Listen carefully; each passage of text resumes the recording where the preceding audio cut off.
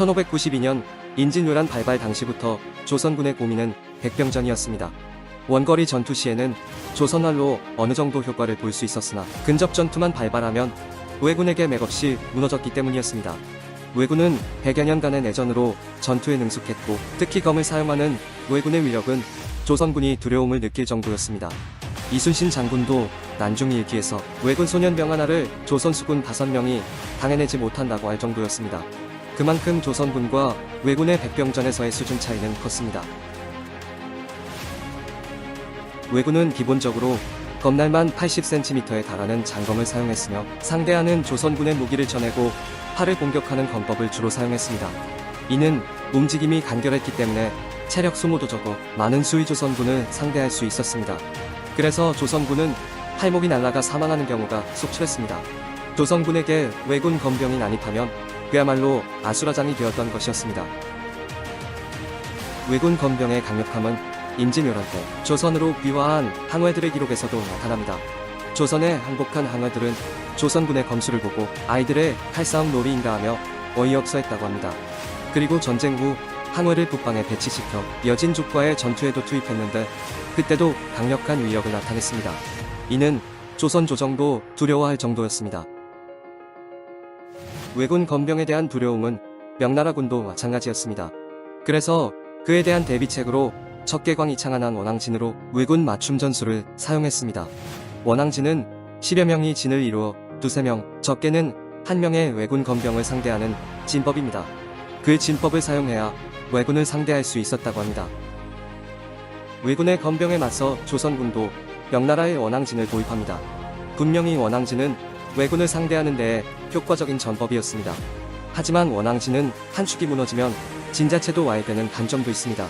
그만큼 구성원의 조직력이 중요한 진법이었습니다. 척계광은 원앙진을 육성할 당시 전투에서 진의 대장이 죽으면 구성원 전부를 사형시키기도 했습니다.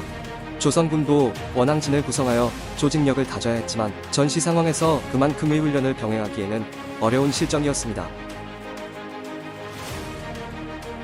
그래서 조선군에게는 좀 더 직관적이며 단순한 대왜군 무기가 필요했습니다. 그래서 사용된 것이 바로 편곤입니다. 편곤은 긴 손잡이에 쇠사슬을 걸어 거기에 쇠로 된 곤봉을 엮은 형태의 무기입니다. 편곤은 송태조 조광윤이 사용했다는 기록에서 기원을 찾기도 하지만 실제는 서용족의 무기가 기원이라는 설이 우세합니다. 편곤의 기원은 기마민족인 서용족이라도 사용하기에는 농경민족이 더 편했습니다. 일단 편곤은 곡식을 털 때 사용하는 도리깨와 유사한 형태라 일반 농민병도 사용하기가 용이했기 때문입니다. 더욱이 조선의 편곤은 중국 것과는 다르게 손잡이와 곤봉 사이에 사슬을 짧게 하여 도리깨와 더욱 유사한 형태가 되었습니다. 내려치기 공격과 같이 사용하기가 단순한 데다 도리깨로 손에 익은 형태라 별다른 훈련 없이 농민군도 사용이 가능했습니다. 게다가 둔기인 편곤은 예기인 검에 대해 상성이 있었습니다. 보통 무기로 사용하는 둔기들은 무거워 빠르게 휘두르기가 힘들었습니다. 하지만 편곤은 상대적으로 가벼운 대신 빠르고 크게 휘둘러 타격을 가하는 방식이었습니다. 왜군은 창이나 검을 상대할 때 상대 무기를 쳐내고 팔이나 손목을 공격하는 방식을 주로 사용했지만 편곤을 휘두르면 속도가 빠르기 때문에 검으로 쳐내기에는 어려웠습니다. 게다가 둔기인 편곤을 얇은 검으로 부딪혔다가는 검이 부러질 가능성이 높았습니다. 그리고 자루를 검으로 막으면 곤봉이 따로 회전하여 왜군의 머리 등에 타격을 주는 것도 가능했습니다. 그러니 조선군이 편곤을 휘두르면 왜군은 피하며 물러설 수밖에 없었습니다. 그래서 왜군과의 거리가 생기게 되고 편곤을 사용하는 조선군이 유리하게 되는 것입니다. 물론 밀집대형이나 좁은 공간에서는 사용하기가 어려웠고 한 번의 공격 실패 시 빈틈을 크게 노출하는 단점도 있었지만 분명히 백병전에서 크게 밀리던 조선군에게는 빛과 소금과 같은 무기였습니다. 임진왜란 발발 1년 후인 1593년 선조는 우리나라 사람은 창검을 사용할 줄 모르니 1, 2년 사이에 훈련시킬 수가 없다.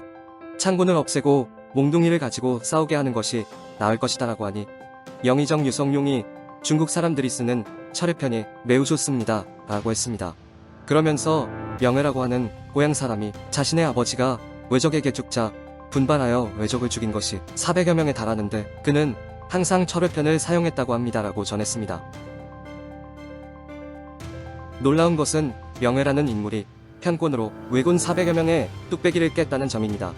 그만큼 편곤은 검을 쓰는 왜군에게 효과적이었습니다. 아쉽게도 명회라는 인물에 대한 기록이 이후에는 없어 어떻게 되었는지 알 수 없지만 이는 훈련을 받지 않은 농민군도 편곤을 사용하여 위력을 낼 수 있다는 증거입니다. 편곤은 기병이 사용했을 때 더욱 큰 위력을 발휘하기도 했습니다. 기병이 편곤을 휘두르게 되면 휘두르는 힘에 더해 말의 속력까지 더할 수 있어 상대에게 더 큰 타격을 줄 수도 있었습니다. 게다가 적병을 맞추지 못하더라도 재빨리 이탈해버리면 그만이기 때문에 공격 실패에 대한 부담도 적었습니다. 임진왜란 당시 마상에서 편곤을 사용하여 전공을 세운 인물은 바로 조선의 조자룡이라 불린 정기룡 장군입니다. 정기룡 장군은 거창에서 기병 수십을 이끌고 왜군 기병 500여 명을 격파하고 이후 60여 번의 전투에서 모두 승리하는 전공을 세웠습니다. 그런 정기룡 장군이 사용한 병기가 바로 편곤이었습니다. 기병 돌격을 하며 편곤을 휘두르니 엄청난 효과를 가져왔습니다. 이때의 기억으로 조선은 후에 기병이 모두 편곤으로 무장하게 된 계기가 되었습니다.